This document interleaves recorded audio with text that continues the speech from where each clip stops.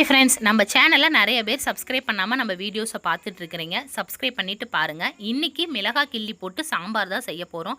So துவரம்பருப்பு 1.5 class எடுத்துகிட்டு நல்லா கழுவி விட்டுட்டு கழுவின தண்ணியை கீழே ஊற்றாமல் நம்ம வீட்டில் வச்சுருக்கிற செடிக்கெல்லாம் ஊற்றினோம்னா செடி நல்லா ஸ்ட்ராங்காக வளரும்.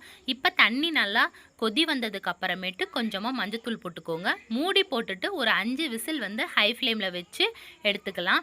நான் என்றைக்குமே பார்த்திங்கன்னா பருப்பு தண்ணியில் தான் புளி ஊற வைப்பேன்.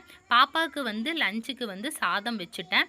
பொரியலுக்கு பார்த்திங்கன்னா இன்றைக்கி பாவக்காய் பொரியல் தான் பண்ண போகிறேன். ஸோ அதுக்காக பாவக்காவை எல்லாமே கட் பண்ணிவிட்டு வெங்காயமும் கட் பண்ணி ரெடியாக வச்சுட்டேன். குழம்பு தாளிக்கிறதுக்கும் வெங்காயம் தக்காளி பூண்டு எல்லாம் ரெடி பண்ணி வச்சுட்டு கடாய் வச்சுக்கோங்க. கொஞ்சமாக எண்ணெய் கடுகு நல்லா பொரிஞ்சதுக்கப்புறம் சீரகம் மிளகு போட்டுக்கோங்க. கூடவே வெங்காயமும் காரத்துக்கு தகுந்த மாதிரி காஞ்ச மிளகாய் இது எல்லாம் நல்லா பூண்டையும் போட்டு நல்லா வதக்கி விடுங்க. கூடவே தக்காளியும் போட்டுக்கலாம். தக்காளி சீக்கிரம் வெந்து வரத்துக்கு கொஞ்சமாக உப்பு போட்டுக்கோங்க.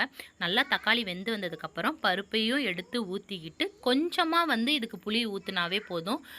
டேஸ்ட்டு சூப்பராக இருக்கும். குழம்பு ஒரு பக்கம் ரெடி ஆகிட்டு இருந்தது. ரசத்துக்கு சீரக மிளகு மிக்சியில் போட்டுட்டு ஒன்றும் பாதியமாக அரைச்சிக்கலாம். ரசத்தையும் கூட்டி விட்டுட்டேன். நல்லா ரசம் கொதி வந்ததுக்கப்புறம் கொத்தமல்லியை போட்டுட்டு அடுப்பை ஆஃப் பண்ணிடலாம். பொரியலுக்கும் பார்த்திங்கன்னா காய்கறி எல்லாம் ரெடியாக கட் பண்ணனால அதையும் ஒரு பக்கம் தாளிச்சோட ரெடி பண்ணிட்டேன். இந்த கேப்பில் சாதம் நல்லா வெந்துருச்சு. ஸோ அதையும் வடித்து விட்டுட்டு குழம்பு நல்லா எண்ணெய் பிரிஞ்சு வந்துருச்சு. கொத்தமல்லி போட்டுட்டு ஆஃப் பண்ணிடலாம்.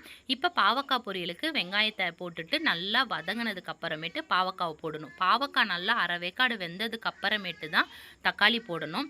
நாங்கள் எப்போவுமே பொரியலுக்கு பார்த்திங்கன்னா தேங்காய் போட்டு தான் செய்வோம்.